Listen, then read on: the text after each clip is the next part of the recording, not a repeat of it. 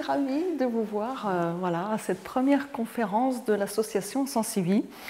Et tellement ravie de recevoir Claire Stride pour cette première. Alors c'est une première dans tous les sens du terme parce que du coup, quand je remonte un peu l'histoire de l'association, qui est toute jeune, l'association est née au mois d'avril, eh bien j'ai rencontré il y a 1 an à peu près une première personne qui, maintenant, on fait un bout de route ensemble puisque c'est la trésorière. C'est Christiane, là, Christiane Bousquel. Voilà. Et donc, à l'époque, j'étais auto-entrepreneuse dans le bien-être. Et mon dada, c'était effectivement voilà, d'aider, de soutenir, d'accompagner les personnes hypersensibles. Aujourd'hui, je n'ai plus cette entreprise, mais par contre, effectivement, c'est toujours mon dada. D'aider, d'accompagner, de soutenir les personnes hypersensibles, en particulier les femmes, mais pas que. Voilà, et merci en tant que voilà, la jante masculine est présente aussi, c'est très bien. Merci à vous.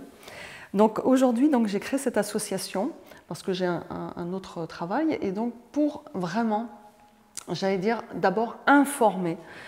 Continuer d'informer, je sais que Claire le fait aussi de par ses conférences, de par ses livres, informer ce que c'est que cette bête de l'hypersensibilité, du haut potentiel sensible, on dit aussi forte sensibilité.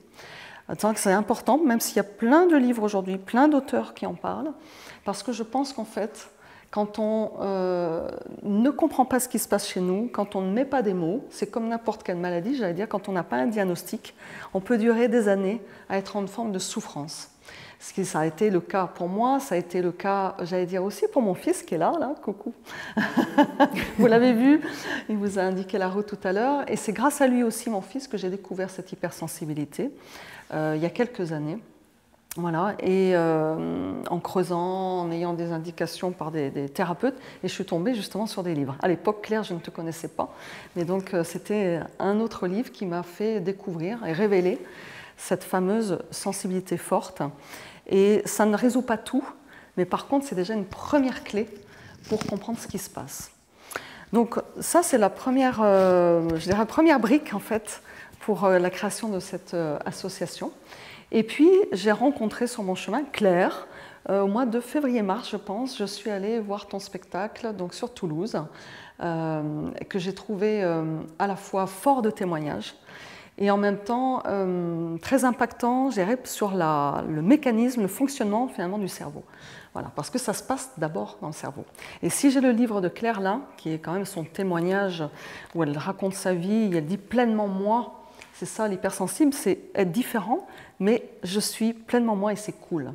Et elle va, à travers cette conférence, vous le dire aussi. Et ce que je retiens, notamment dans son livre, c'est que finalement, cette différence-là, ce n'est pas une tare, ce n'est pas effectivement un accident de la route, ce n'est pas une maladie, ce n'est pas un handicap. Par contre, oui, c'est une caractéristique forte, puisqu'il y a 30% de gens dans la population qui l'ont. Voilà, c'est un diagnostic aujourd'hui avéré scientifiquement. 15% hommes, 15% femmes. Personne n'est épargné, entre guillemets, entre les hommes et les femmes. Et en même temps, pour moi, c'est un don précieux. C'est un don précieux. Et Claire dit, en fait, il faut commencer le chemin, un premier pas à la fois, sur la compréhension de soi, sur qu'est-ce qui fait que je vais pouvoir m'aimer. C'est un pas à la fois. Mais il faut le commencer. Voilà. Et en comprenant ce qui se passe dans le cerveau, et ça va être le sujet de cette conférence, c'est déjà une première étape essentielle et importante, parce que c'est milliards de neurones, là, et on parle de ça beaucoup dans la sensibilité forte. Il y a l'hyperesthésie, c'est-à-dire tous les sens qui sont développés de manière forte. Il y a l'hyperémotionnalité, mais il y a aussi ce qui se passe dans le cerveau. Vous connaissez certainement ce cerveau en effervescence là, et qui est complètement avec je cherche le mot, vous voyez, je l'ai oublié. Ça, c'est une caractéristique de l'hypersensibilité pour moi, d'oublier les mots. Ça, voilà, ça va revenir dans 3 secondes. Hein. Et donc, on a beaucoup de choses dans le cerveau, beaucoup de choses à la fois, beaucoup de choses à gérer, beaucoup d'informations. Et du coup, c'est parfois compliqué de s'y retrouver. Voilà. Et donc, dans cette hypersensibilité, justement, par quel bout prendre les choses pour être mieux dans sa peau, mieux s'aimer et du coup mieux vivre. Et comme dit Claire, c'est cool. Voilà. Donc, quand au mois de septembre, avec Christiane, on a voulu amorcer des activités, des événements, est venue effectivement l'idée de conférences apéro. à la fois conférence pour amener du contenu, en fait, donc par différentes interventions, et Claire qui a accepté de venir là, et merci Claire, parce que je pense que justement elle initie un premier mouvement, un premier cycle, parce que j'aimerais qu'il y ait une conférence par mois, on verra hein, si c'est faisable ou pas. Hein. Ensuite, il y a des ateliers aussi artistiques qui sont en cours de route pour mieux gérer, apprendre à mieux gérer son hypersensibilité.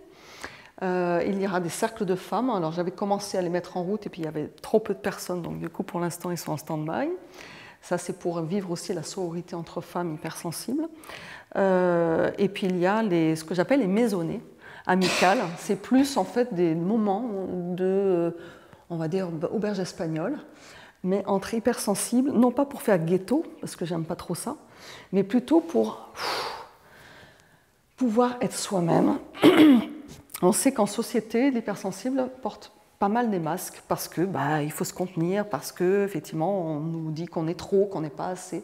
Voilà. Et d'avoir des espaces et des lieux aussi cool, où on peut être soi, voilà, tout simplement, et ça fait du bien. Voilà. Donc ça c'est quelque chose qui effectivement est en route. Pour l'instant, je n'ai pas encore initié parce que je changeais de travail et je n'avais pas le planning qu'il fallait, etc. Mais ça va venir. Donc vous comprenez que l'association est vraiment toute jeune et démarre, mais a vraiment à cœur voilà, de déployer ces activités pour vraiment aider ces personnes hypersensibles que nous sommes ou que vous avez autour de vous. Ça peut être un parent, un enfant, ça peut être, je ne sais pas, dans la famille ou dans des proches, peu importe. Voilà. Je pense que grâce aux hypersensibles, moi c'est ma conviction, le monde va devenir plus beau, et déjà plus beau en fait. Et voilà, ça peut être par la parole, comme Claire le fait dans la conférence, ça peut être par une autre action, ça peut être de manière artistique, mais je pense que le monde change beaucoup grâce aux hypersensibles qui mettent des petits grains de folie par là, des petits grains de beauté par-ci, des petits grains aussi d'être complètement soi, voilà, en lâchant les filtres et en lâchant tous ces codes qui souvent nous embêtent, même s'il faut être politiquement correct dans la société, mais c'est bien aussi d'apprendre à lâcher les choses. Voilà, mon intro a été un petit peu longue, donc veuillez m'en excuser.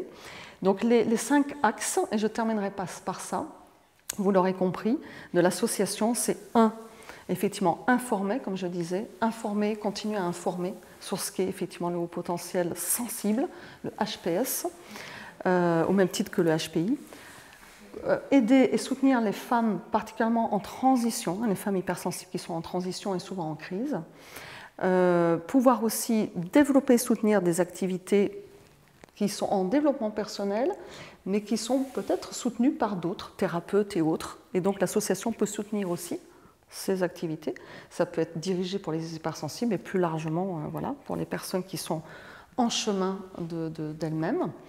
Alors, Christiane aide moi. Au niveau des intentions, il y en a 5. La 4e, je ne sais plus. et voilà. Et plus largement, effectivement, vous l'aurez compris, c'est vraiment ce soutien, cet accompagnement, cette information auprès des hypersensibles.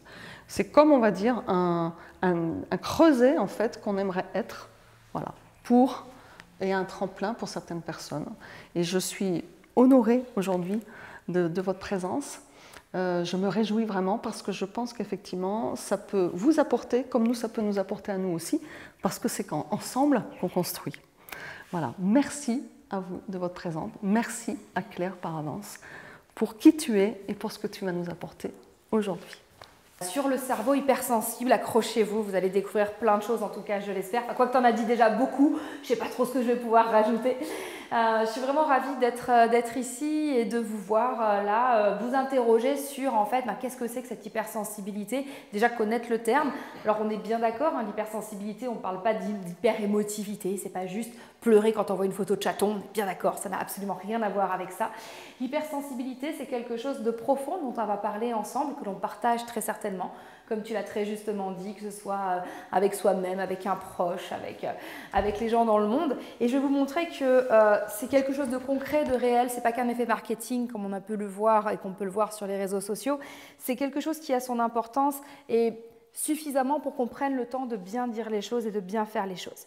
Donc moi je m'appelle Claire Stried, je suis consultante, conférencière internationale, autrice. Là, je suis en train de terminer mon 7e livre que je dois rendre dans 15 jours et j'ai écrit 3 pages. Tout va bien. Voilà. Que vous dire d'autre? Je suis hypersensible, bien évidemment, mais ça, je l'ai su qu'après. Je suis dyslexique, dyscalculique, au potentiel intellectuel et je vais bien. Et aujourd'hui, je vais bien, je suis heureuse, je suis épanouie, mais comment vous dire que ça n'a pas du tout été le cas une grande partie de ma vie.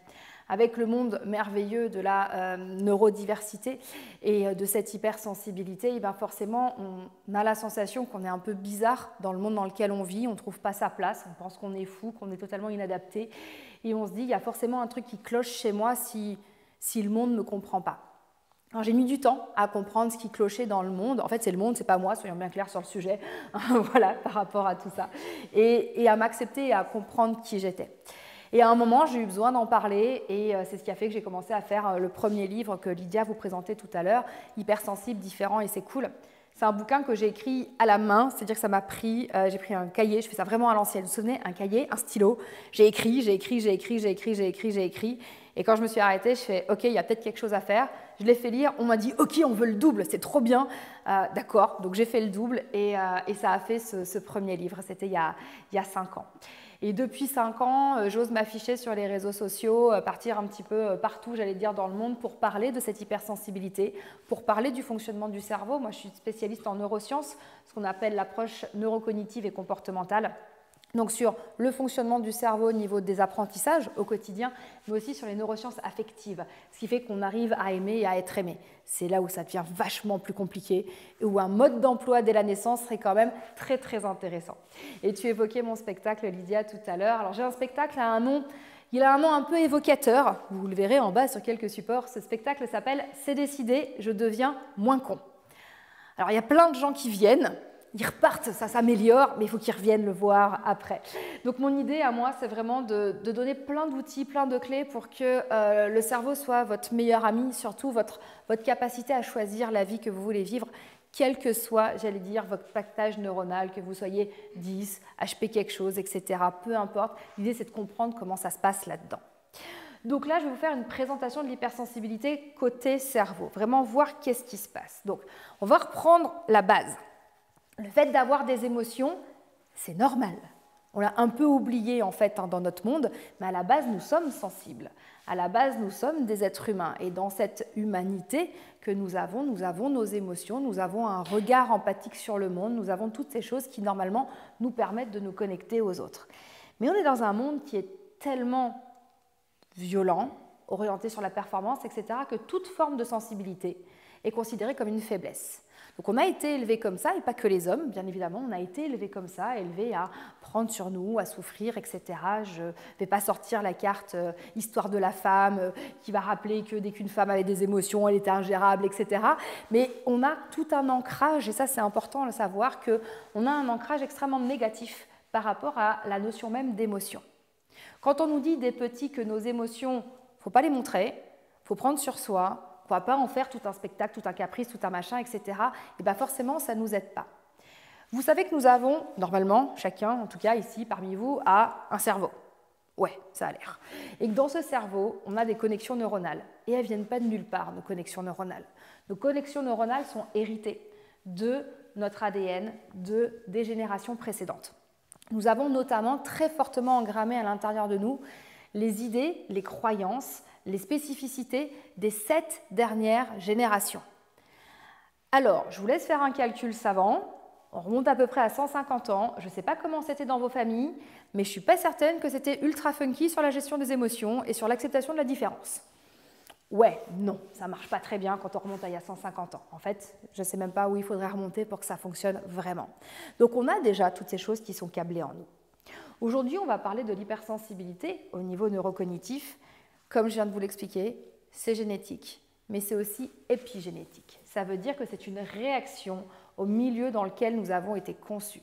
C'est une réaction au monde dans lequel nous vivons. Alors c'est un sujet qui est étudié depuis à peu près une 60aine d'années aux États-Unis. Et comme tu le disais très bien, Lydia, tout à l'heure, il y a à peu près 20 à 30% de la population qui est identifiée comme étant hypersensible. Et ça, c'est très important parce qu'à chaque fois, on dit « ouais, t'es hypersensible, machin, fais un effort, arrête de pleurer toutes les 2 minutes, tu nous mets mal à l'aise, etc. » 30% de la population, c'est plus d'une personne sur 4 en fait. Donc, quoi qu'il en soit, nous en fréquentons tous les jours. Nous en croisons tous les jours. Mais la plupart des personnes hypersensibles ne savent pas qu'elles le sont et luttent contre cette chose un peu bizarre qu'elles ont à l'intérieur d'elles et qui leur renvoie une image extrêmement négative d'elles-mêmes. Donc, on est là pour libérer tous les hypersensibles. Pourquoi? Parce que l'hypersensibilité, ce n'est pas une maladie. Ce n'est pas un trouble. Ce n'est pas une honte. Ce n'est pas un dysfonctionnement. Et c'est encore moins une faiblesse. Toutes les personnes que je rencontre me disent « je ne suis pas normale, je ne veux plus rien ressentir, j'en ai marre, je pleure toutes les 5 minutes, je suis ridicule, je suis débile ». Et les hommes me disent « non mais c'est juste pas possible, en fait, je ne peux pas être aussi faible. Je ne peux pas me montrer qu'en fait j'ai des sentiments, j'ai des émotions, je ne peux pas être sur ce truc-là, non, c'est pas possible, on va me prendre pour une mauviette ». Et quand vous entendez ça, vous dites « mais attends, la plus belle puissance au monde, c'est la vulnérabilité, personne ne te l'a expliqué ?» Alors c'est là que vous vous rendez compte qu'effectivement, non, personne n'a expliqué que notre plus grande puissance, c'est la vulnérabilité. J'y reviendrai. Comment ça se passe? Dans notre fonctionnement cognitif et émotionnel, quand on est hypersensible, nous avons un fonctionnement complètement différent de celui d'un cerveau lambda. En fait, nous avons plus de connexions neuronales et nous avons 2 organes notamment qui fonctionnent d'une façon plus poussée. L'amygdale, alors l'amygdale qui est là-dedans, qui est une petite amande, qui est notre centre de vigilance et de gestion de la peur. L'amygdale, c'est un peu notre alerte H24, c'est le truc qui fait qu'on se réveille en pleine nuit parce qu'on a entendu un petit bruit quelque part, c'est notre vigilance au danger. Quand on est hypersensible, on est tout le temps en hypervigilance et donc on a tout le temps la sensation que tout ce qui est autour de nous est un danger potentiel. Donc on s'épuise littéralement. Et puis on a le cortex préfrontal qui est cette partie la plus aboutie du cerveau qui est mature à l'âge de 25 ans, qui nous permet justement d'être dans la connexion à l'autre, dans la réflexion, dans l'empathie. Et cette partie-là, elle fait beaucoup plus de traitements, d'analyse que les autres parties du cerveau et surtout que chez les personnes lambda. Donc en gros, nous sommes dans un traitement de l'information qui se fait plus en profondeur. Imaginez 2 ordinateurs, on ne va pas faire de duel de marque ou quoi que ce soit, mais en gros, chez les hypersensibles, il y a beaucoup plus de capacité de traitement, d'analyse de données que chez les personnes non hypersensibles. La première personne à avoir travaillé sur le sujet et à l'avoir vulgarisé, c'est Hélène Aron, vous en avez peut-être entendu parler. Elle a fait le premier test sur justement cette grande capacité sensible. Alors on parle des personnes à haute sensibilité, c'est la traduction anglaise du terme. Et en fait, dans ses travaux, elle a expliqué donc, comment ça se créait, comment ça se vivait chez les enfants et quel impact ça avait chez l'adulte. Et ce qui était très intéressant, c'est qu'en fait, elle s'en est rendue compte auprès des enfants et elle a vu comment l'enfant hypersensible répondait à son environnement et répondait au stress de l'adulte qui rentre.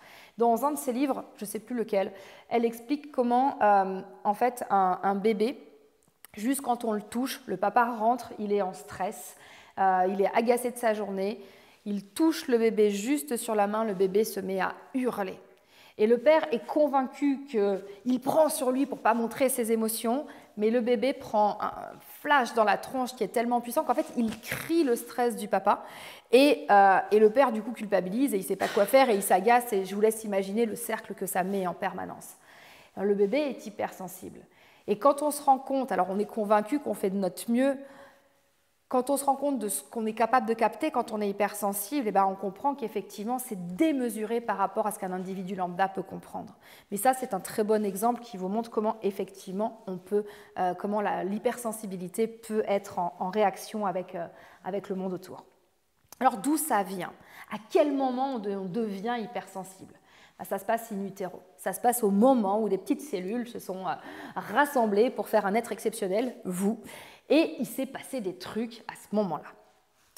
Je me suis beaucoup intéressée aux travaux de Bianca Acevedo, qui a écrit une thèse sur le cerveau hypersensible et le traitement de la grande sensorialité. Elle a rassemblé en fait des travaux américains, britanniques et néerlandais. Les Français sont les grands absents de cette histoire-là. En fait, les chercheurs français ne sont pas encore très ouverts sur cette notion de sensibilité. Je vous fais une parenthèse, vous avez l'Observatoire de la sensibilité avec Savario Tomasella qui fait partie des études en cours aujourd'hui. On n'a pas vraiment encore d'auteurs scientifiques vraiment penchés là-dessus. Donc, dans toute cette recherche, dans ce livre-là, Bianca, qu'est-ce qu'elle nous explique? Elle explique qu'en fait, l'hypersensibilité, c'est une évolution de l'espèce humaine par rapport à notre environnement. C'est la réponse génétique au monde dans lequel on vit. Si on a besoin de mettre des gens hypersensibles dans ce monde, c'est bien qu'il y a un truc qui ne va pas. C'est bien que ce monde est vraiment trop violent et qu'on a besoin d'avancer. Il y a une théorie qui suggère qu'en fait, les personnes qui sont hypersensibles, elles ont une capacité d'adaptation et une plasticité neuronale bien plus affirmée, bien plus importante que les individus qui ne sont pas hypersensibles. Qu'est-ce que ça veut dire? Ça veut dire qu'à la base, dans nos gènes, et pour qu'on soit capable de s'adapter, de répondre, de réagir à cet environnement, on a des neurones différents, plus adaptés, qui vont nous permettre de dire « hé là, on va avoir besoin de toi, on va réagencer la déco à l'intérieur parce qu'il y a vraiment besoin que toi, là, tu aies cette sensibilité, cette grande sensibilité pour pouvoir avancer. » Qui peut m'expliquer ce qu'on appelle la plasticité neuronale? Oui, un dimanche après-midi à 18 h, c'est compliqué. C'est la capacité à créer des circuits, en fait, neuronaux. Exactement. Ou même juste quand tu décides que la vie, elle est chouette alors qu'avant tu pensais que c'était pourri. En fait, tu n'as pas besoin d'avoir un accident pour mettre la plasticité neuronale en place. C'est effectivement la capacité que nos neurones ont de s'agencer différemment en fonction de nos croyances et de nos besoins. Alors effectivement, en cas d'un accident, on a vu qu'en fait, on avait des compensations dans le cerveau qui se faisaient, mais tout simplement, quand on sort de ces croyances, on crée aussi d'autres choses. Et donc, on voit que les cerveaux hypersensibles, ce sont des cerveaux qui se sont déjà adaptés à l'environnement dans lequel on est.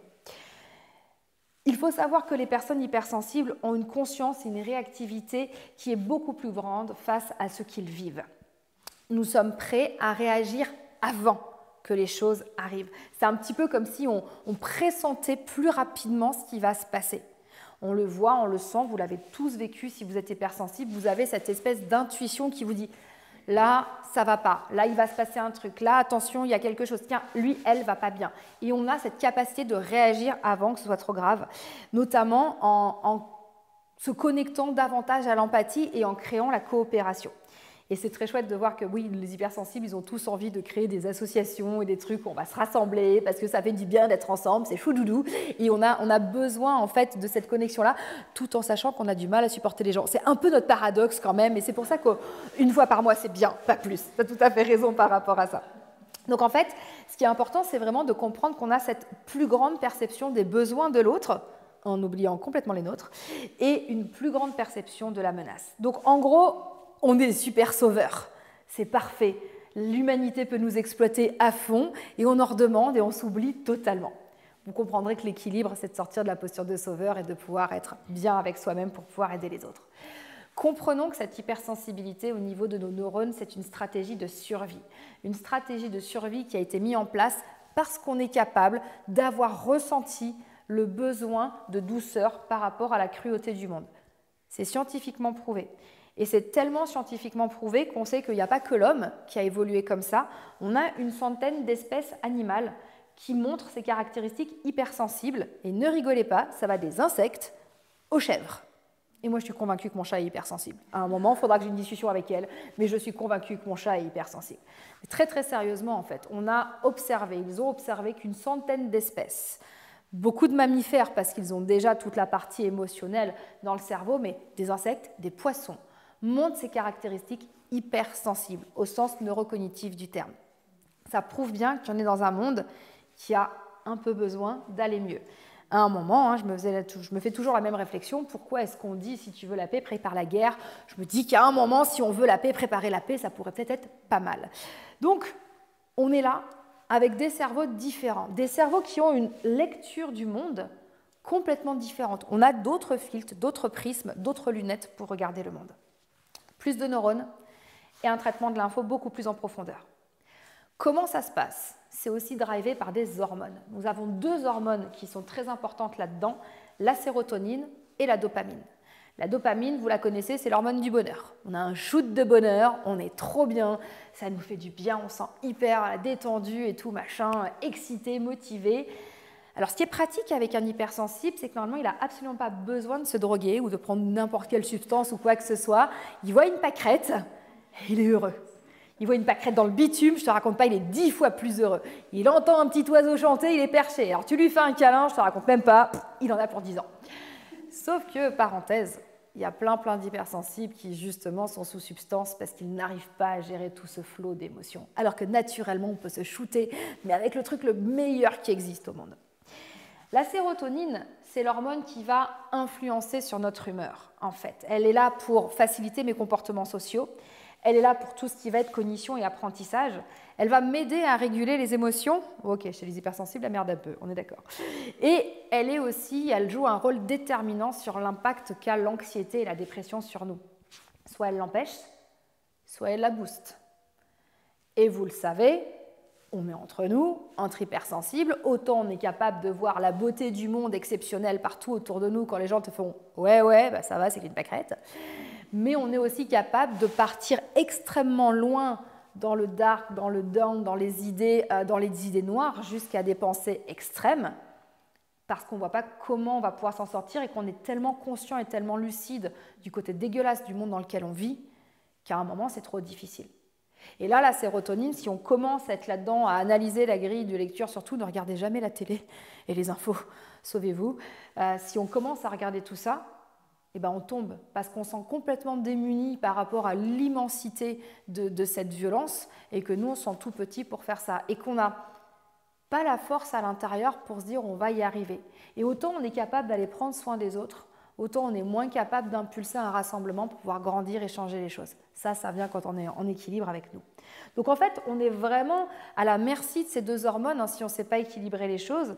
Et on sait bien que, en fait, vous savez, les hormones, ce sont elles qui nous font réagir, ce sont elles qui déclenchent nos émotions et qui déclenchent nos réactions. Et ce qu'on sait aujourd'hui, alors on a plusieurs hypothèses scientifiques, ce n'est pas encore totalement validé, qu'en fait ça viendrait de la structure même de ces gènes, des gènes de la sérotonine et des gènes de la dopamine, qui auraient une influence directe sur l'hypersensibilité. Alors on ne sait pas à quel moment ça se passe dans la phase de gestation. Pour le haut potentiel intellectuel, on sait qu'il y a un pic de testostérone qui arrive à peu près au 3e mois de grossesse, entre le 3e et le 4e mois, et hop, ça bouleverse tout le monde au niveau des neurones et ça crée le HPI. Pour l'hypersensibilité, on ne sait pas encore. Ce qu'on sait, c'est qu'il y a une hyperadaptation au monde extérieur. Il y a un terrain, donc déjà avec une plasticité neuronale un peu prédisposée pour le faire. Et il y a un agencement par rapport à ces hormones qui va faciliter l'hypersensibilité. Donc la bonne nouvelle, au cas où vous auriez un doute, c'est qu'on n'est pas fou. Je pose ça là parce qu'il y en a plein qui n'en sont pas encore convaincus. Alors, ça veut dire quoi être hypersensible au quotidien ? C'est magique, c'est formidable, c'est exceptionnel. Alors, ce n'est pas ce qu'on croit tout de suite, on s'en rend compte qu'après. C'est quelque chose qui est très particulier. Hélène Aron, elle a expliqué en fait le fonctionnement des hypersensibles avec un acronyme qui s'appelle DOES. Alors, c'est en anglais, D-O-E-S. D'abord, le Depth of Processing, c'est-à-dire le traitement profond de l'expérience.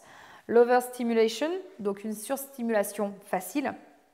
L'emotional reactivity and high empathy, je ne sais pas le prononcer, tout se passera bien, c'est-à-dire la réactivité émotionnelle et l'empathie élevée.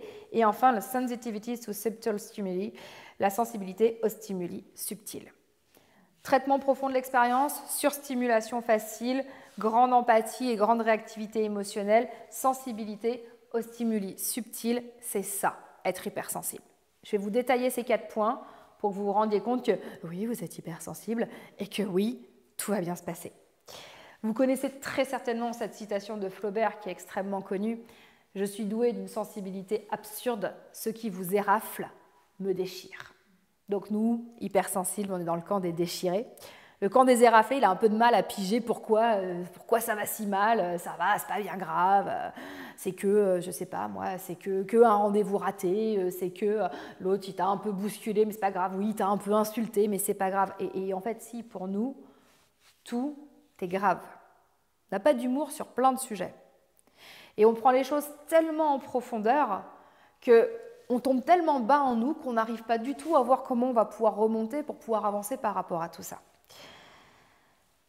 La plupart des personnes hypersensibles vont définir en se disant, déjà elles vont s'excuser d'avoir fait une trop longue intro. Pas du tout.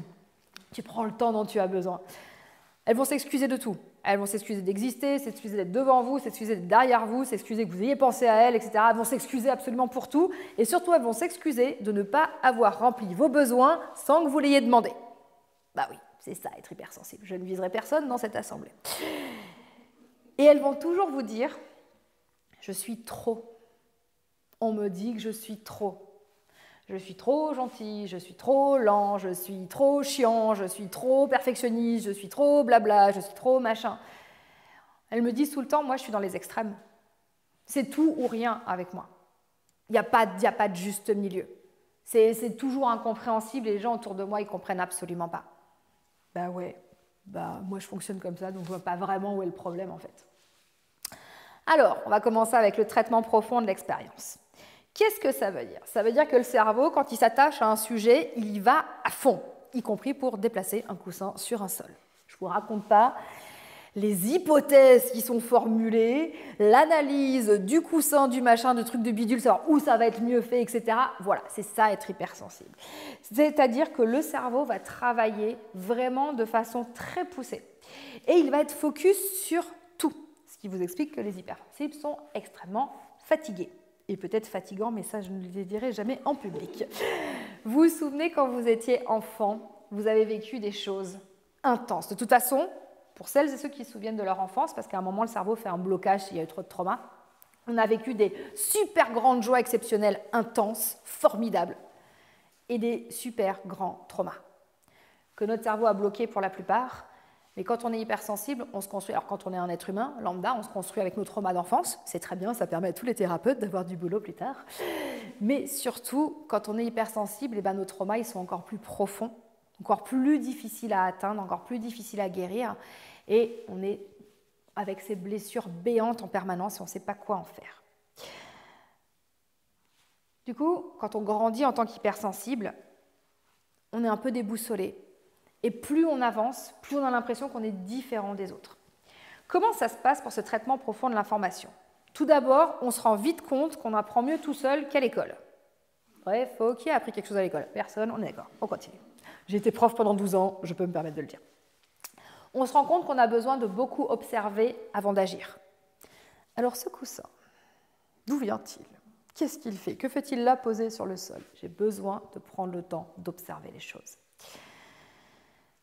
Nous avons, pour la plus grande joie de notre entourage, de nos parents, de tout ça, de nos profs à l'époque, des questions existentielles auxquelles les 3/4 du monde sont infoutus de répondre. Nous avons des questions existentielles sur nous, sur le monde, sur la condition humaine, sur l'univers, sur les énergies, sur la vie après la mort, le retour, machin, tout ça. Plein de questions existentielles qui mettent vachement mal à l'aise les gens. Vous devez vous en souvenir, vous êtes arrivé avec la question de ouf, où vous aviez vraiment besoin de cette réponse-là, vous en regardez genre « va jouer, tu verras quand tu seras grand, tu apprendras plus tard ». Sauf que ça crée de la frustration chez l'enfant hypersensible, qui du coup ne se sont absolument pas compris ni respectés. Donc qu'est-ce qui se construit dans son cerveau à ce moment-là? Tes questions ne sont pas intéressantes, donc qui tu es n'est pas intéressant. Et en fonction de comment le parent a répondu, ou le prof, etc.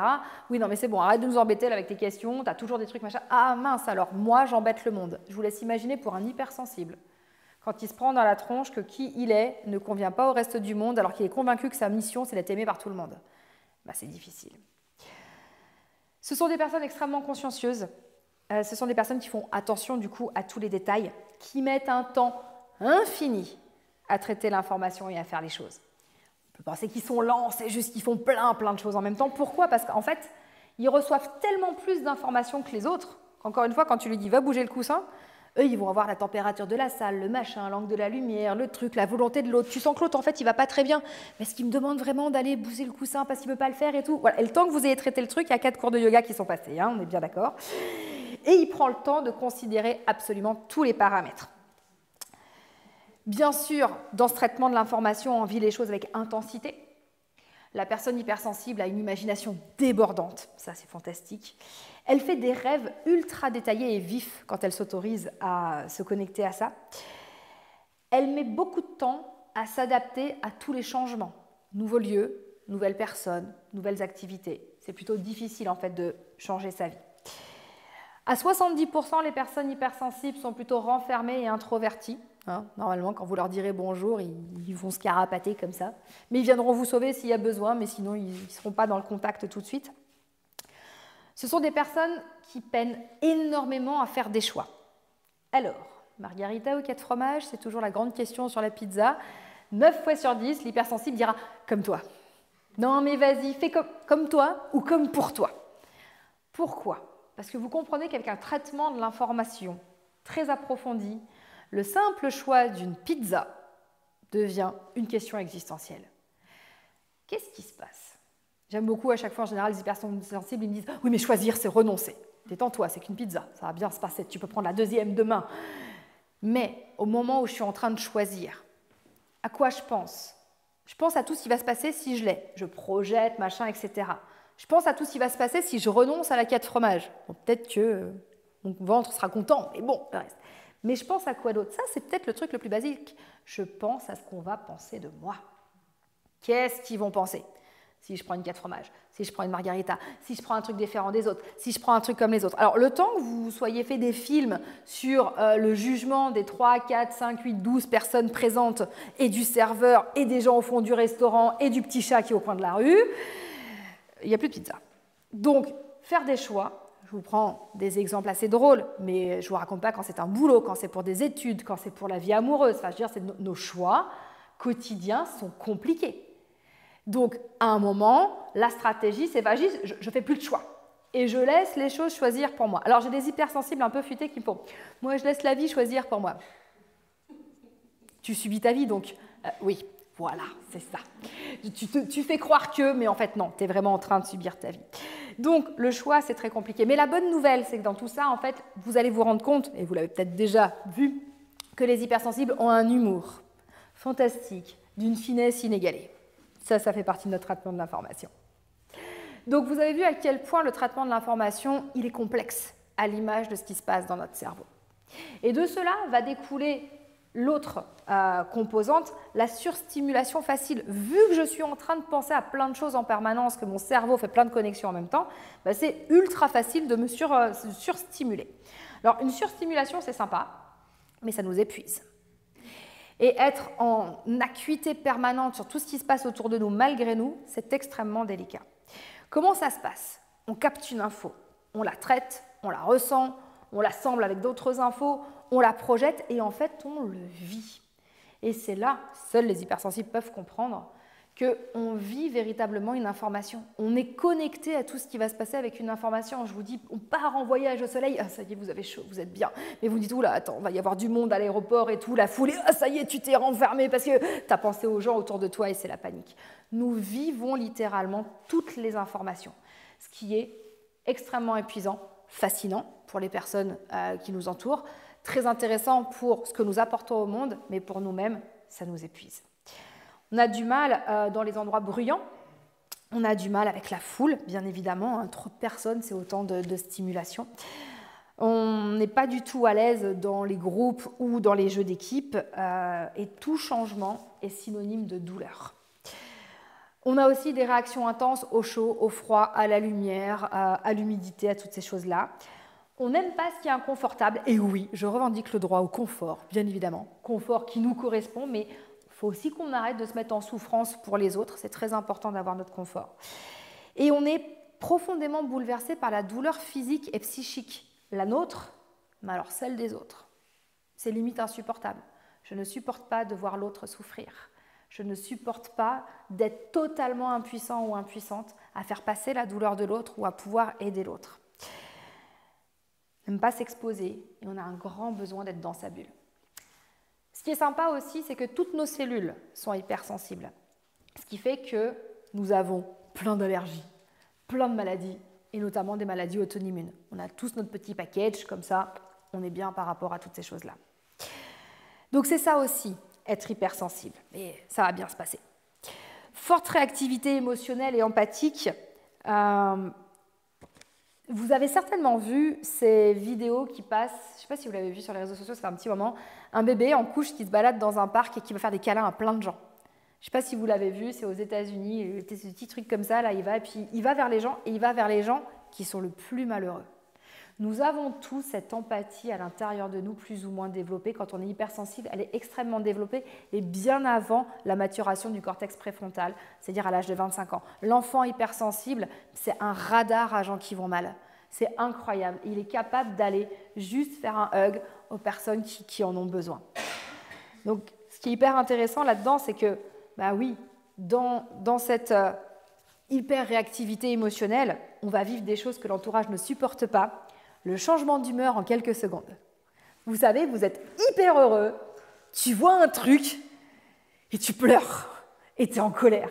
Et l'autre en face, il ne comprend pas pourquoi. Mais toi, tu sais pourquoi et tu ne comprends pas qu'ils ne comprennent pas pourquoi. Du coup, ça t'agace encore plus et ça te fait encore plus mal et tu changes encore plus de trucs. Je ne disais pas ça pour une certaine personne dans cette salle, mais oui, c'est exactement comme ça que ça se passe. Nous sommes à la base ceux qui incarnent la joie à l'état brut. Sauf que si on nous empêche de s'y connecter, c'est très compliqué. Quand on va bien, on dégage cette lumière-là. Quand on n'est pas bien connecté à notre hypersensibilité, on dégage aussi malheureusement toute la misère du monde.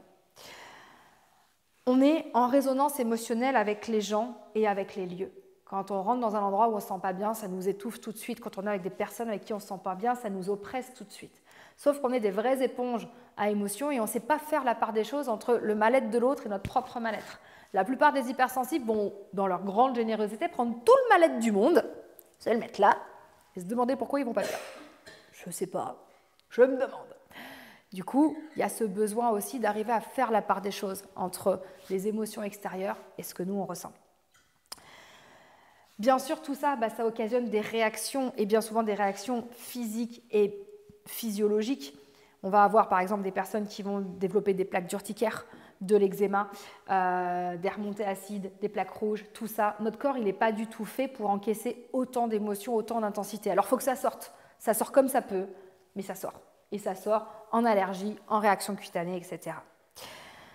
Ce qui est intéressant, c'est de voir que le cerveau hypersensible ne fait pas la différence entre la réalité et la fiction. Alors, le cerveau, à la base, a du mal à faire la différence entre la réalité et la fiction. C'est-à-dire, si je vous demande d'imaginer une scène agréable, posée dans un hamac sous les cocotiers, à partir du moment où le cerveau l'a pensé, l'a visualisé, pour lui, ça a vraiment existé.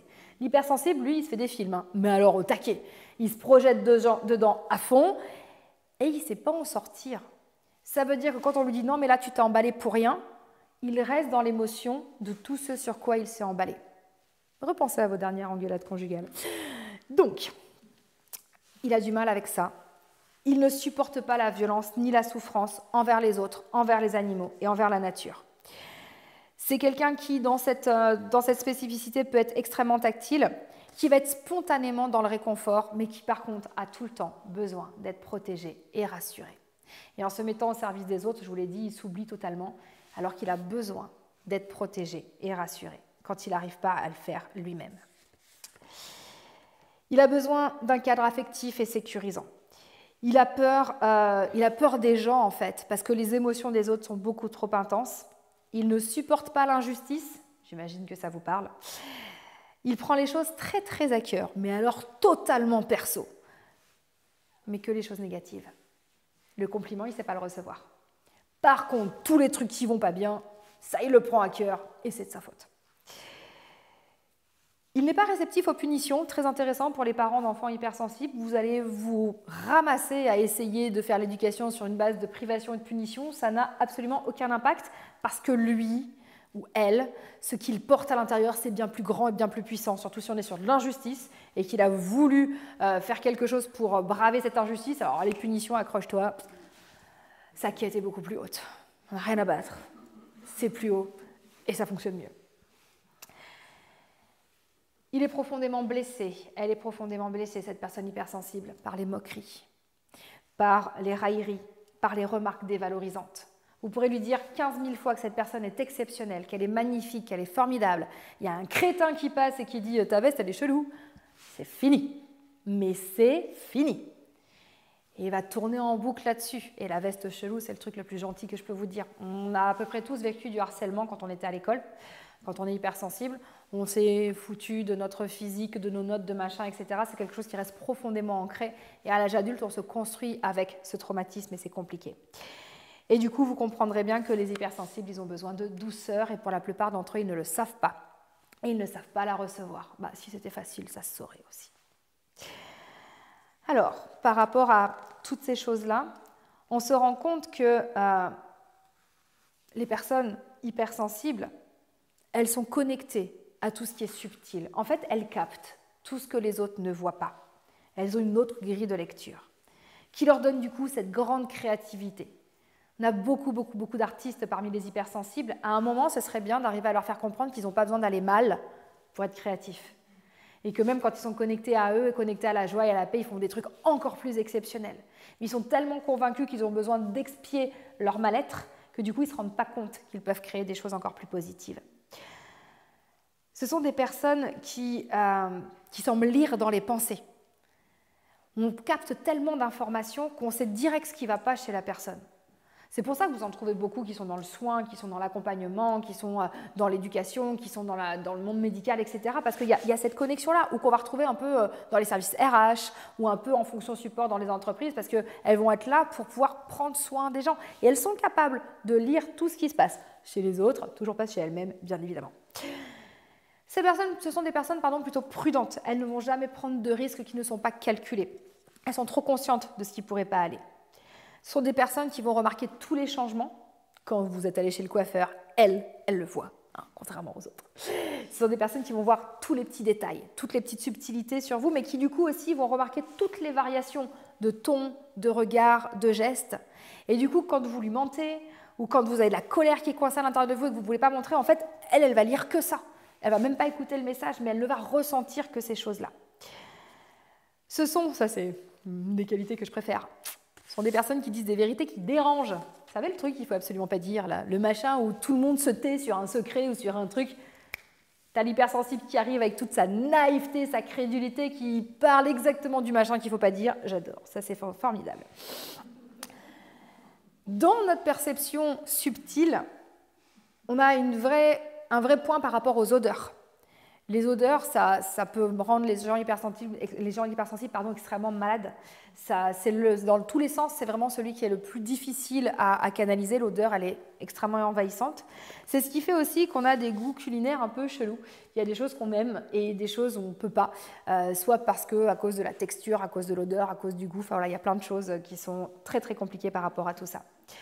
Bien sûr, les personnes hypersensibles ont du mal à gérer des situations sociales complexes parce que trop d'infos. Elles sont bien souvent perchées dans leur monde, j'adore ça, blotties dans leurs pensées, comme j'aime à dire, et du coup, vous les retirez du monde et à chaque fois elles sursautent ou elles sont un peu « Ah, je t'avais pas vu, oh tiens, tu n'étais pas là, oh, qu'est-ce qui se passe ?» Voilà, bon, c'est ce qui fait que les gens pensent qu'on est perchés, on est juste blottis dans nos pensées. Moi, j'aime bien ça. Et quelque chose de magnifique, vraiment, c'est que on s'émerveille des choses.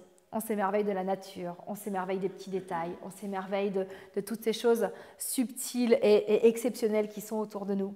On voit le beau partout, y compris chez des gens toxiques. Et c'est ce qui fait qu'on se ramasse dans nos relations amicales ou amoureuses ou parentales. On n'a pas choisi, peut-être qu'on les a choisis.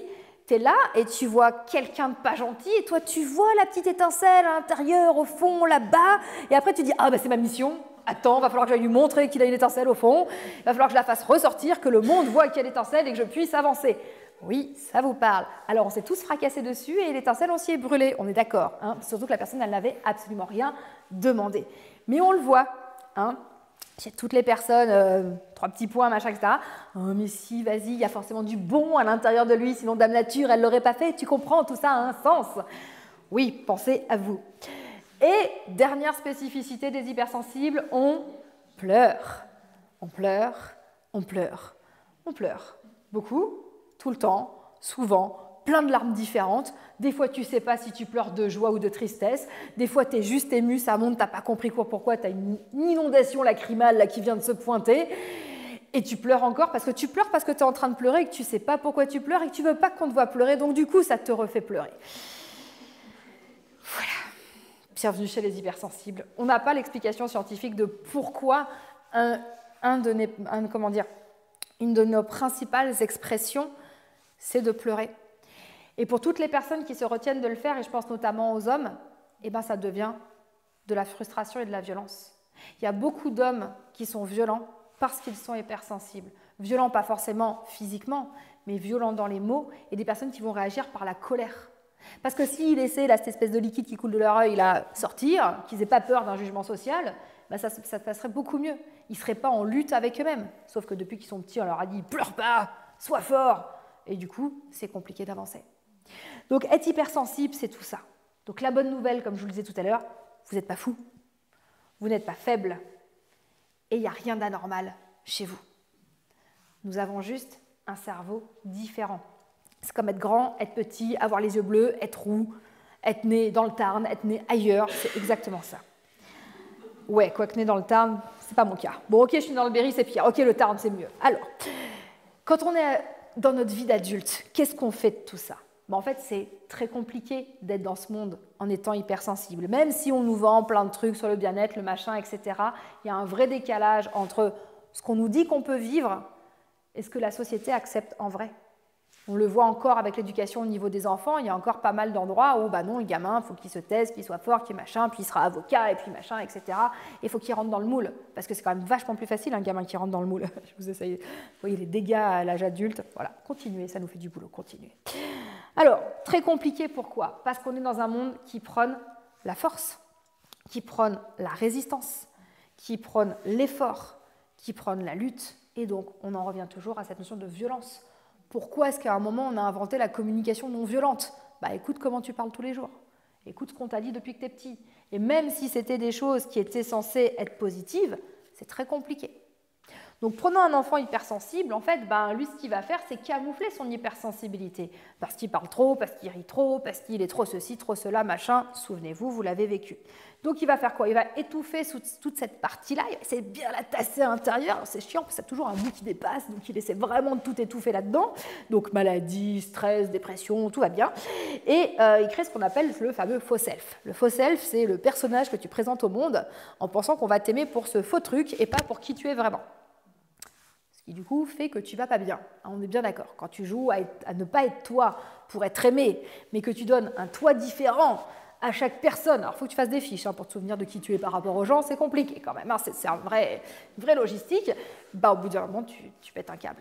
Au bout d'un moment, tu sais tellement plus qui tu es, tu t'es tellement perdu que armure, tout est barricadé, et soit ça implose à l'intérieur, soit ça explose à l'extérieur. Mais c'est notre stratégie, devenir quelqu'un d'autre pour survivre. Devenir quelqu'un d'autre parce que toute la sensibilité qu'on a, tout ce qu'on voit, bah, tu n'as personne qui veut l'entendre. Tu n'as personne qui comprend pourquoi on tire des sonnets d'alarme comme ça, pourquoi on essaie de prendre soin des gens, pourquoi on est là avec cette sensibilité absurde. Et du coup, ben, on se sent mal. On a l'impression que ce qu'on ressent, ce n'est pas légitime. On a honte, on est dans l'incompréhension, on a honte d'avoir honte, on a l'impression d'être un extraterrestre. On vit avec ça au quotidien. Et on se cache derrière autre chose. Alors on se coupe complètement de soi, on essaie de vendre autre chose, un autre produit dans lequel on ne croit pas du tout, et on est en lutte en permanence avec soi-même. C'est ça aussi la vie d'un hypersensible. Tous ceux qui me disent Claire, moi je ne veux plus rien ressentir, moi j'en ai marre, ou de toute façon c'est foutu, je suis nulle, j'arriverai à rien, etc. Toutes ces personnes-là se sont coupées d'elles-mêmes et de leurs émotions. Alors moi je vous invite à évoluer, à sortir de tout ça, parce qu'être hypersensible, c'est rayonner. Et je suis convaincue, comme tu le disais Lydia, que le monde a besoin de nous. Pas en mode super-héros, sauveur, cap et tout ça, c'est trop chiant pour le pressing, la cap, mais vraiment par rapport à qui on est nous-mêmes.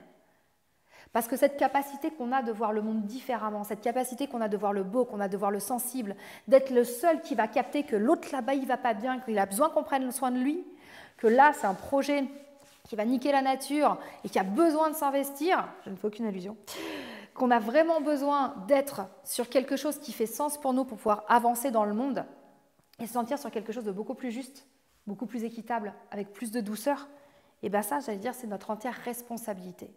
Et je reste convaincue que si on est né avec ce cerveau-là, il y a besoin d'en faire quelque chose. Alors, pleurer, c'est sympa, ça arrose, c'est pas mal, ça irrigue et tout, c'est cool. Mais ça ne donne pas la force, la puissance de pouvoir transcender tout ce qu'on est capable de transcender. Nos histoires d'hypersensibles, elles sont tous la même. On a eu une enfance un peu dégueu. On a vécu des choses compliquées. On s'est fracassé sur des gens, on s'est fracassé sur des systèmes, mais on s'est toujours relevé. Parce qu'une chose essentielle chez les hypersensibles, c'est une capacité de résilience, de dingue. Si vous racontez tous votre histoire, on va tous pleurer et se faire des câlins. Mais on est tous là.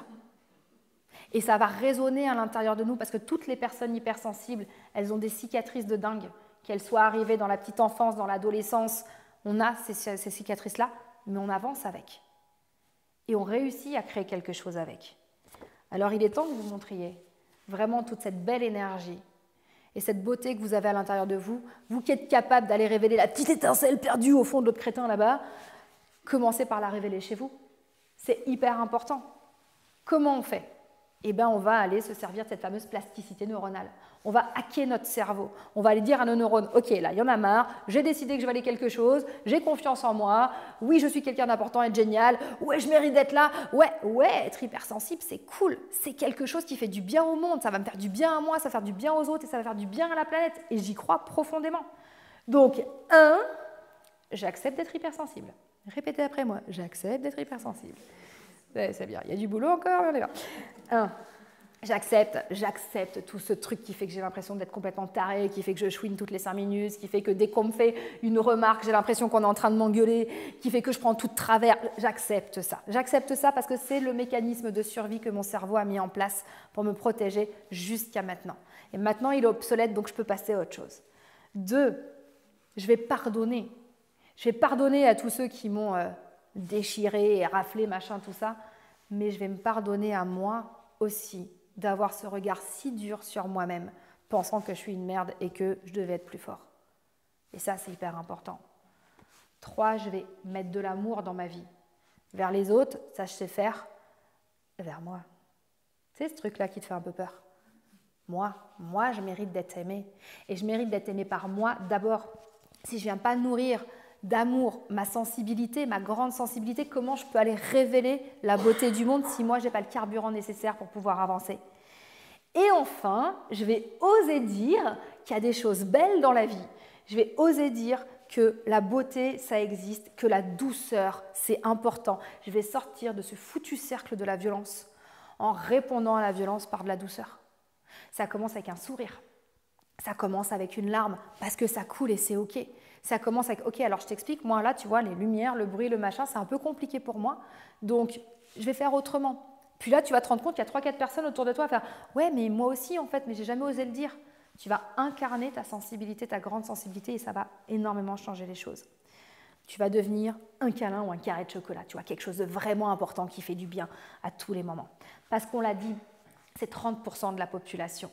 Il y a beaucoup de personnes neuroatypiques qui sont hypersensibles, et notamment chez les personnes à haut potentiel intellectuel, sont 77% de ces personnes qui sont aussi hypersensibles. Donc ce qui est important, en fait, c'est de prendre conscience de tout le bénéfice qu'on a à être nous-mêmes, pour les personnes lambda et pour les hypersensibles, parce que notre cerveau en a besoin, que notre cœur en a besoin, et que c'est vraiment ce qui va faire changer les choses. Donc on va arrêter de s'excuser, hein, à un moment, ce sera bien. Arrêter de se chercher des excuses aussi, ce serait mieux. Et on va guérir nos blessures. Alors oui, ça fait mal. Oui, c'est compliqué. J'accompagne pas mal de personnes, j'ai des groupes sur Internet, etc.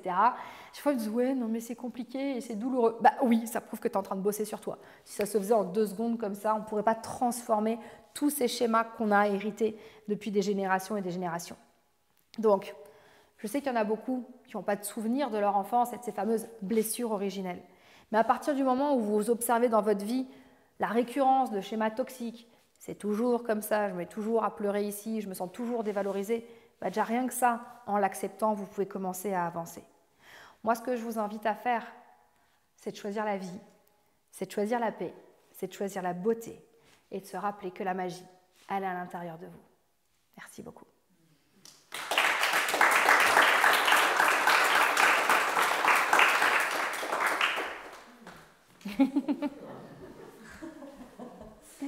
Merci beaucoup Claire. Alors je ne l'ai pas dit en intro, oui. Parce que j'ai une intro un peu longue, mais tu as accepté d'être la marraine de l'assaut. Tout à fait. Donc là pour moi c'est vraiment un merveilleux cadeau.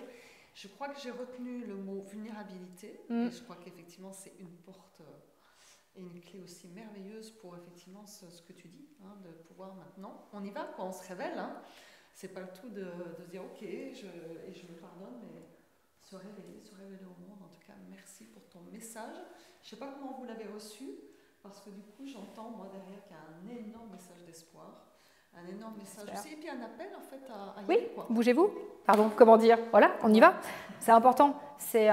effectivement, par rapport à la vulnérabilité, c'est en connaissant notre vulnérabilité, en étant authentique avec soi, que on va pouvoir aller vers les autres sans avoir peur. Qu'est-ce qui fait qu'on n'y va pas? On a peur du jugement de l'autre, on a peur de se faire massacrer, on a peur que ça recommence comme quand on était petit, on a peur de ne pas trouver sa place. Quand tu es conscient de ta vulnérabilité, que tu as déjà regardé toutes tes imperfections droit dans les yeux, l'autre il peut te les remettre face à la tronche, tu fais ouais, ok, je sais.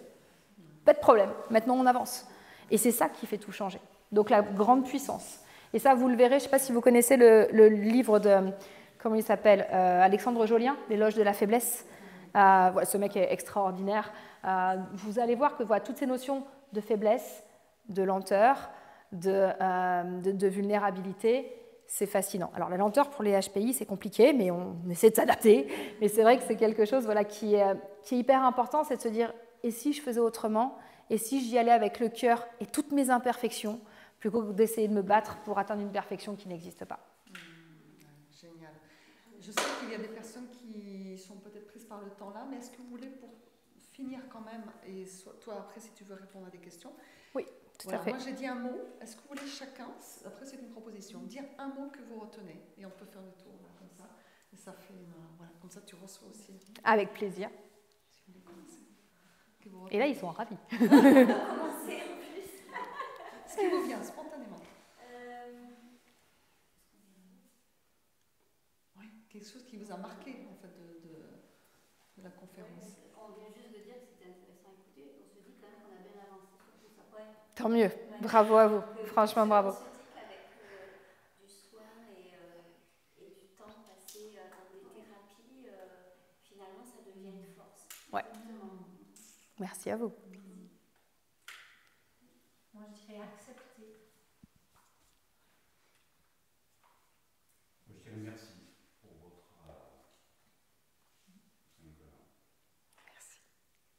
Moi, je dirais s'autoriser.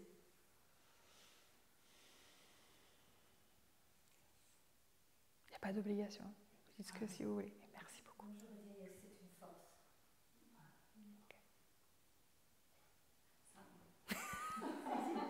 Comme tu veux. Derrière, oui. Bienveillance. Me situer. Alors, moi, je dirais super pouvoir. Yes. Alors, pourquoi super pouvoir? Parce que ça fait déjà un moment que je sais que je suis hypersensible et que je l'ai accepté, que j'ai beaucoup travaillé dessus. Donc maintenant, je me pose vraiment la question des fois si j'ai un super pouvoir ou pas. Parce que je ressens des choses exceptionnelles. Réponse oui, tu as un super pouvoir.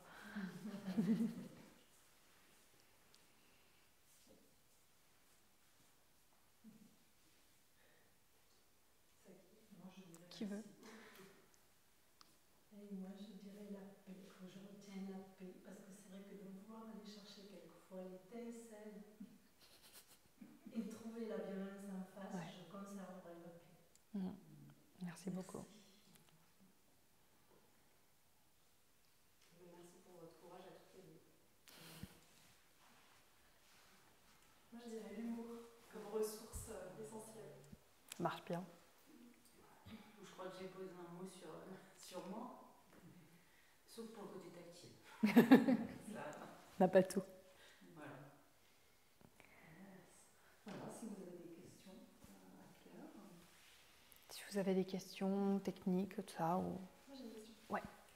Les 30%, oui. C'est stable dans l'histoire ou parce que on se voit ou on se tutoie? Tutoie, ouais, si tu veux. Ouais. Tu parlais de cette idée, si j'ai bien compris, que dans notre époque, c'est qu'on a un rôle particulier à jouer, mais je me posais la question, est-ce que c'est un 30% qui est stable dans le temps, ou est-ce que c'est particulièrement à notre époque qu'on a une exposition? On n'a pas la réponse par rapport à ça. Par contre, ce qu'on sait, c'est qu'effectivement, sur les 60 dernières années, c'est en grande augmentation. Et alors, je ne suis pas convaincue. Alors, je suis une ancienne historienne, donc je peux vous affirmer qu'il n'y a jamais eu un moment où c'était funky. Vraiment, jamais. Sauf qu'on mourait beaucoup plus tôt. Tu vois, à 30 ans, c'était fini, donc voilà. Mais effectivement, là-dessus, on ne pourra pas se répondre parce qu'on n'a pas de données par rapport à tout ça. Et comme tout était plus tôt, l'enfance s'arrêtait à 12 ans, tu te mariais entre 15 et 18 ans, et effectivement, tu mourais entre 30 et 40 ans. On n'avait pas trop le temps de voir ces choses-là, et Et il y avait moins de formatage, en fait, quelque part. Parce que là aussi, ce qui nous fait souffrir dans cette hypersensibilité, c'est le formatage. Tu dois apprendre à tel âge, tu dois te comporter comme ça en société. Avant, même quand on te dit que tu as tout un village qui éduque un enfant, il a le droit d'être multiple aussi dans ses comportements. Donc, c'est malheureusement pas mesurable, à moins que tu nous aides à trouver une façon de savoir comment était Cléopâtre. On sait en tout cas que c'est en constante augmentation, mais parce qu'après, après il y a plein de considérations, mais on sait que dans les énergies aussi, c'est très compliqué ces temps-ci. Et qu'il y a vraiment cette espèce d'appel à tout ce qui est pleine conscience, empathie, humanité, humanisme profond, à s'allier, se réveiller par rapport à tout ça. Et c'est un peu la suite de ma question, c'est qu'il y a des courants spirituels qui jouent beaucoup sur cette vague de dire, voilà, les Starseeds, les nouvelles générations qui sont de plus en plus sensibles, de plus en plus éveillées, etc. Et je me demandais dans quelle mesure la science corroborait ça. Alors, la science, elle va pas te dire que le monde a besoin des hypersensibles. Déjà, elle va juste constater qu'effectivement, et je pense que la grande puissance de la science, en tout cas moi, ce que j'en ai vu dans les travaux, c'est de se dire que ce n'est pas que chez l'homme. Bon, on est plus centre du monde, il faut qu'on va le vivre, mais c'est hyper intéressant de voir que c'est un mouvement qui se fait sur les animaux. Moi, c'est ce qui m'a percuté quand j'ai travaillé pour un des bouquins qui est en bas, dans lequel j'explique tout ça. C'est vraiment, ok, si les animaux aussi sont en train d'évoluer sur ça, c'est que vraiment on est dans la merde. Donc il y a quelque chose de palpable à l'échelle, j'allais dire, de toute la vie. Et ensuite, les scientifiques ne vont pas jusque-là.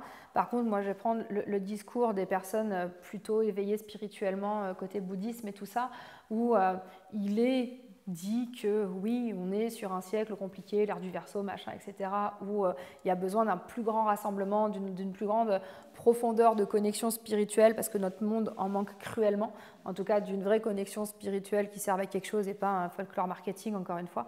Et donc, je pense qu'il y a un courant qui se fait. Après, j'allais dire, libre à vous de le voir avec votre sensibilité, comment vous vous retrouvez dedans. Il y a une explication de pourquoi on peut être aussi lent et avoir un cerveau qui va aussi vite. Alors oui, c'est juste le traitement de la data en fait.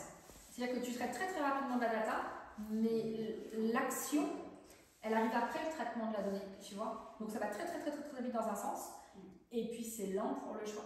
Et encore une fois, il y a 77% des hauts potentiels intellectuels qui sont aussi hypersensibles, donc je te raconte pas, on vit en grand écart permanent. Tu as envie d'aller très vite sur un truc, et puis tu es bloqué par l'émotion, tu es bloqué par plein de choses, et tu es en lutte avec toi-même en permanence. Et du coup, on devient les rois de la procrastination. Peut-être. Du coup, c'est chouette. Oui. Quelle serait la solution alors pour aider ces hypersensibles à avoir peut-être moins de choix? Ah non, du tout. Du tout. Leur apprendre à se servir de leur hypersensibilité. En fait, on vit le monde extérieur comme une agression permanente. Parce que c'est trop, que personne, quand t'es petit, t'explique que c'est normal que tu reçoives autant d'infos, et qu'on est quand même dans une société aussi qui va vite. On est tout le temps en train de nous presser. J'imagine que vous connaissez les fameux 5 drivers qui sont inculqués dans notre éducation. Sois fort, sois parfait, fais plaisir, fais un effort, dépêche-toi. Tu balances ça à un hypersensible, tu le perds. Tu l'as déjà perdu avant en fait. Et du coup, à partir du moment où on presse tout le temps, alors ça se joue toujours dans l'enfance, où on presse tout le temps l'enfant, où il est sous stress, et ben lui il ressent tellement tout le négatif qu'il ne peut pas y arriver. Par contre, si tu lui laisses sa bulle sécurisée, cet espace affectif sécurisant, et que tu lui dis vas-y mon chéri, prends ton temps, tu verras qu'il ira beaucoup plus vite. Mais si tu lui dis mind-toi de choisir quel pull tu veux mettre ce matin, et qu'à un moment il aperçoit une chemise, c'est fini. Mais tu leur laisses par exemple une vingtaine de minutes, il serait bien habitué et elle descend. Mais sauf qu'il ne sait toujours pas quel pull prendre. C'est comment? C'est pas une action en fait, si tu veux, c'est vraiment tout un apprentissage. C'est dans la posture même du parent par rapport au comportement de l'enfant. Donc ça veut dire que tu auras commencé à bosser avant le choix du pull.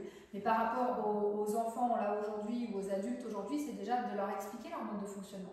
Ok, c'est normal mon chéri que tu aies du mal à choisir entre le pull et la chemise. Là, juste si tu regardes dans ton cœur, qu'est-ce qui te fait plaisir? C'est arrêter de passer par le rationnel et l'analytique pour aller directement dans le cœur. Et là, il va dire, en fait, j'adorerais y aller en costume de Batman. C'est ce qui va te sortir, hein. Tu peux y être sûr. Et ben, tu lui dis, ok. Et il est heureux et tout va bien. Et c'est chouette, moi je vois de plus en plus d'enfants dans les écoles qui arrivent en robe de princesse, de machin et tout, parce que bah, aujourd'hui, ils voulaient ça. Ou une chaussette verte, une chaussette rouge, et tout va bien. Parce que si toi tu dis, bah non, je t'ai dit un pull ou un machin, bah ouais, mais là ma créativité, mon espace 2, il est réduit et je peux plus le prendre. Donc il y a aussi un besoin de cohérence dans le discours de l'adulte par rapport à la possibilité d'épanouissement de l'enfant. Mais rien qu'aller lui dire qu'est-ce que tu ressens, revenir au cœur, sortir du cerveau, revenir au cœur, ça permet de mieux avancer. Oui. J'avais une question. Alors moi, quand tu as fait ton... Je cochais les 15. Putain, mais c'est possible. Non, tu dis chouette, je suis bien sensible. Mais justement, dans le chouette, c'est que tu dis qu'il faut qu'on se révèle, qu'effectivement, il faut qu'on arrête. Alors quand tu disais, on oublie qui on est parce que moi, je le vis. Hein. Alors, en plus, j'ai un certain âge, donc j'ai vécu avec plein de gens. De me dire, bah, là j'ai tel rôle, là j'ai tel rôle, là j'ai tel rôle, pour m'adapter toujours aux autres. Et quand tu dis qu'il faut, alors c'est chiant parce que même là l'émotion elle donc c'est un peu pénible. Accueil. Fais sortir ce qui à sortir. En fait c'est, comment je vais dire, désolée. Je crois que j'ai coché la case aussi. J'ai dit souvent, tout le temps, beaucoup. Alors s'il te plaît, colle à ton image. Du coup je me disais, effectivement faut le reconnaître, faut dire c'est ok, je suis comme ça. Voilà. Mais en même temps, je ne sais pas si c'est tous les hypersensibles, moi j'ai une forme d'humilité qui est vraiment très très haute. Et du coup j'ai l'impression que ce serait peut-être une fierté de dire non mais moi je suis une hypersensible. Oh c'est une vraie, j'adore. C'est fou et du coup je trouve que c'est super dur. Donc je ne sais pas si c'est...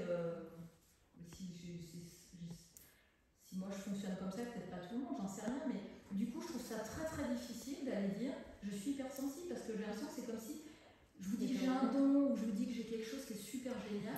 Donc je pense qu'au fond de moi je sais que c'est un truc hyper génial, mais je n'arrive pas à le dire parce que j'ai l'impression qu'on va me dire non, pour qui tu te prends. Donc je sais pas si ça te parle, si ça... Mais j'ai rencontré quelqu'un qui un jour m'a dit je suis empathe. Et en fait il HPE aussi. C'est compliqué parce qu'il met des barrières et il ne se laisse pas approcher. C'est très compliqué d'arriver à avoir une communication avec cette personne malgré qu'il veuille avoir cette communication. Alors, sans vouloir être aidé en plus. Pour répondre à ta question, puis après voilà, moi je ne partage pas tous les différents vocabulaires que vous avez trouvés sur internet, notamment pas HPE, machin. Au niveau scientifique, on n'a pas validé tous ces termes-là, on reste vraiment sur la haute sensibilité. C'est normal. C'est normal parce que tu sais qu'à l'intérieur de toi, il y a quelque chose que toi, tu n'arrives pas à voir. Et effectivement, comme je le disais, l'hypersensible, il n'arrive pas à se mettre en avant. Alors quand on est HPI aussi, en même temps, si tu veux, on a quand même le côté un peu arrogant de vas-y, je suis meilleur que tout le monde, tout en se disant ouais, mais il ne faut pas trop le montrer non plus parce que je merde sur plein de trucs. Mais on a un peu plus cette capacité-là et on a le côté extraverti qui aide.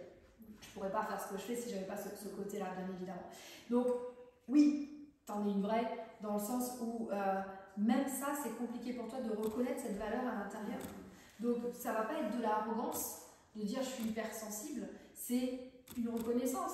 Je suis hypersensible, j'aime la courge butternut et les écureuils, c'est mignon, tu vois. En fait, c'est vraiment se mettre sur cette même sémantique-là.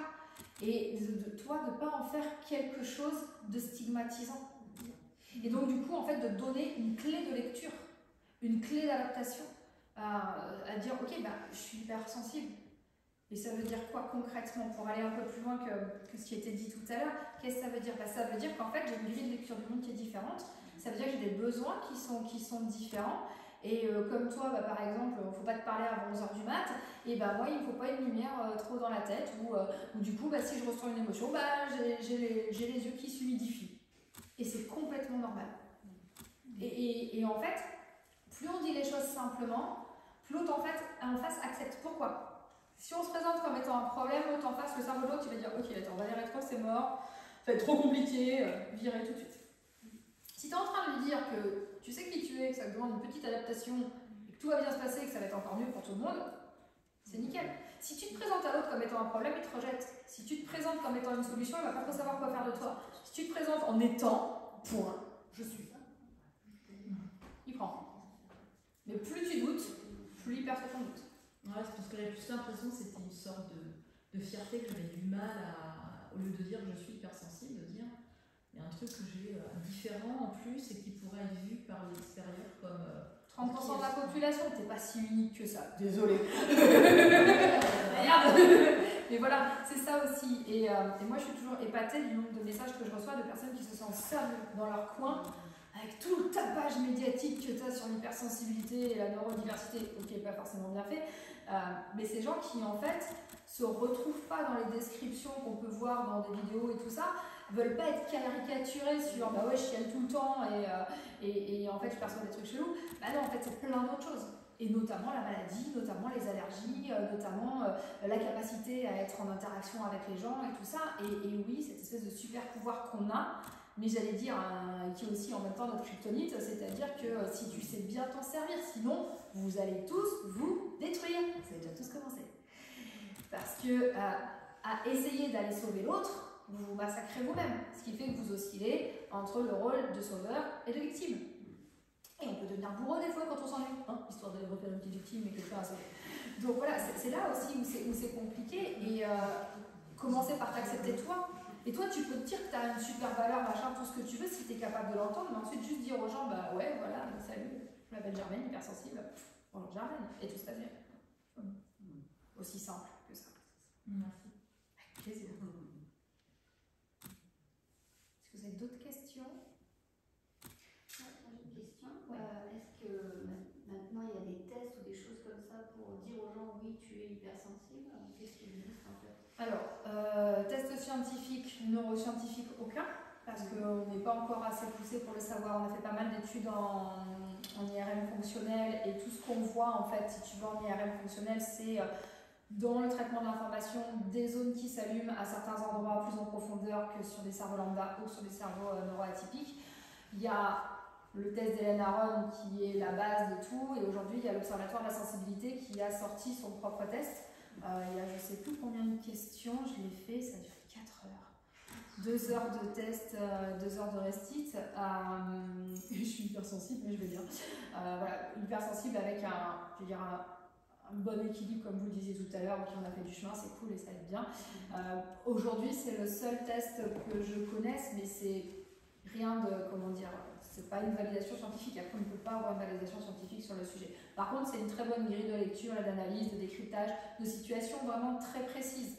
Je sais pas, je suis en retard, j'ai oublié un truc à l'étage, comment je fais, machin. On sait très bien qu'avec une hypersensible, on s'autoflagelle 15 000 fois avant de monter, on perd 10 fois du temps, on redescend, on a oublié le truc, on sait plus pourquoi on est remonté, on est enfin dans la voiture et on a toujours oublié en haut. Voilà, voilà, c'est ce genre de situation. Mais t'as rien d'autre que ça pour l'instant. Mais il y a déjà ça qui existe, tu le vois de la version dessus. Oui, parce que finalement, il y a de plus en plus de tests. Maintenant, on parle effectivement les dyslexies, les dyscalculies, les hauts potentiels, les machins. Et maintenant, on commence à mettre des mots sur des choses, mais pas encore sur l'hypersensibilité. Et déjà avec son temps, ça fait, enfin, les tests faits chez les orthophonistes pour la dyslexie, la dysorthographie, etc., ça existe depuis très longtemps, ça fonctionne bien. Les tests pour les HPI, ça fonctionne pas si bien, je mets un gros warning dessus. Il y a encore une fois un énorme business dessus, et il y a le moment où on fait passer le test à la personne, que ce soit un adulte ou un enfant. Moi là j'ai de plus en plus de personnes qui reviennent en me disant bon, on a payé 300 balles, on a fait le test, on n'est pas plus avancé parce qu'il y a des résultats trop hétérogènes et qu'on ne sait pas faire. Moi la question que je vais poser, c'est pourquoi tu as besoin d'un test? Je suis assez d'accord. C'est à partir du moment, en fait, enfin, je sais pas, normalement, on rejette tous les étiquettes. Se revendiquer, c'est pour ça que je comprends aussi ton intervention. Est-ce que j'ai besoin de me revendiquer hypersensible? Est-ce que c'est un mot que je vais dire pour que les autres comprennent parce que ça leur fait une base de référence? Ils vont flipper, mais ça va bien se passer. Ou ils vont dire ah, trop bien, génial. Mais la base, c'est comprendre qui je suis. Et plus je vais comprendre mon mode de fonctionnement, plus je vais dire ok, alors là je chiale pas. Je sais pas pourquoi, mais ça. Là, ça me fait du bien, là, ça me fait du mal. Là, je m'épuise, là, je m'épuise pas. Je vous invite vraiment à prendre en considération ce paramètre. Tout ce qui vous coûte de l'énergie. En tant qu'hypersensible, on s'épuise sur tout. On s'épuise avec les autres, on s'épuise dans notre propre réflexion, on s'épuise à peu près dans des lieux, dans plein de choses. Si vous adorez aller en concert mais vous ne supportez pas la foule, faites pas 3 concerts dans la semaine. C'est du bon sens en fait après. Donc, ok pour avoir des grilles de lecture. Ensuite, je pense qu'on a les réponses en nous et que rien qu'une discussion, des fois, ça permet de comprendre comment on fonctionne. Moi, je vois dans toutes les personnes que je peux voir chez les neuroatypiques et les neurotypiques, en fait, la clé, c'est je suis qui?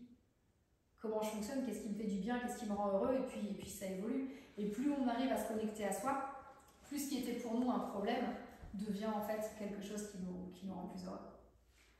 Je suis assez d'accord sur le fait de ne pas avoir besoin forcément de faire un test. Le seul truc où je me dis c'est pour aider les enfants en fait le plus vite possible, c'est que quand maintenant on commence à mettre des mots sur certains fonctionnements, on se dit peut-être que Observe. on peut donner par exemple on aide par exemple les enfants qui ont des dyslexiques, des choses comme ça, et je me dis peut-être si on peut dire que cet enfant est hypersensible, on peut peut-être faire attention et accompagner. Alors j'allais te dire, traite tous les enfants comme s'ils étaient hypersensibles et ils le dira beaucoup mieux.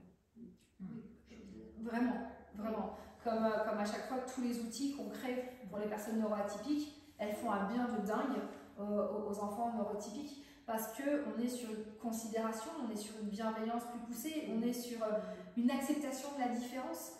Donc oui, tu vas avoir plein de comportements que tu peux retrouver, il y en a dans plein de bouquins en bas si tu as besoin aussi, mais en fait, aider l'enfant, bah, c'est l'aider à être lui.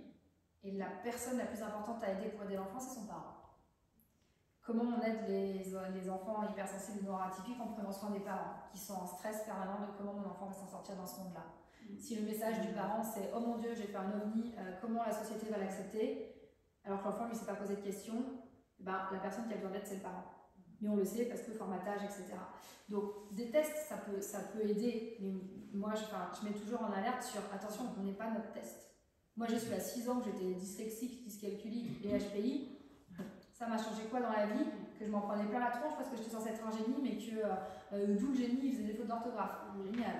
Laisse-moi avancer comme je peux. Et la dimension émotionnelle, absolument pas prise en considération à cette époque-là. Donc, tu vois, c'est toute la délicatesse. Après, si c'est des outils pour être plus en phase avec les enfants et les enfants un peu différents, t'en trouveras dans plein de bouquins. Alors, pour compléter ce que dit Claire, en fait, justement, nous, parce que je suis formée par l'Observatoire de la sensibilité, donc du coup, je les ai les tests. Alors, je ne suis plus habilitée parce que je ne suis plus coach. Hein, donc, par contre, les personnes qui adhèrent à l'association, j'ai vraiment à cœur de leur transmettre à la fois les tests d'Hélène Aron, qu'on retrouve dans ce bouquin, dans plein de bouquins publics, hein, c'est pas. Voilà, je les ai mis à disposition. Et aussi, donc, la liste de tous les professionnels qui sont formés par l'Observatoire. Mais je te mettrai Claire aussi parce que du coup, en France, en fait, il y a plusieurs personnes voilà, qui sont formées, qui sont spécialistes un peu de l'hypersensibilité, qui sont eux-mêmes eux. Donc du coup, tu parlais des passations. Tout ce qu'on entend en étant enseignant pendant 27 ans, hein, c'était très compliqué quand il y avait des passages de tête et tout ça. Et donc quand effectivement un thérapeute est lui-même, et en plus est formé par l'Observatoire, il a toutes les clés déjà de compréhension voilà, et de lecture, déjà c'est bien plus simple. Donc ça, je l'offre dans le kit de bienvenue en fait. Hein, avec et puis la liste de tous les livres, dont les tiens, qu'on trouve aujourd'hui sur le sujet. Enfin, c'est pas exhaustif, hein, mais voilà, c'est un peu dans le kit, le petit cadeau de bienvenue pour les adhérents. Et juste pour rebondir par rapport à la remarque que tu faisais tout à l'heure sur le fait que des personnes empathes et en grande connexion émotionnelle se ferment aux autres, c'est parce qu'en fait elles ne savent absolument pas gérer elles-mêmes leurs propres émotions et regarder qui elles sont vraiment. Beaucoup plus facile d'aller aider les autres que de s'aider soi-même. Bon pour vous? Moi c'est bon. Du coup on peut dire. Alors,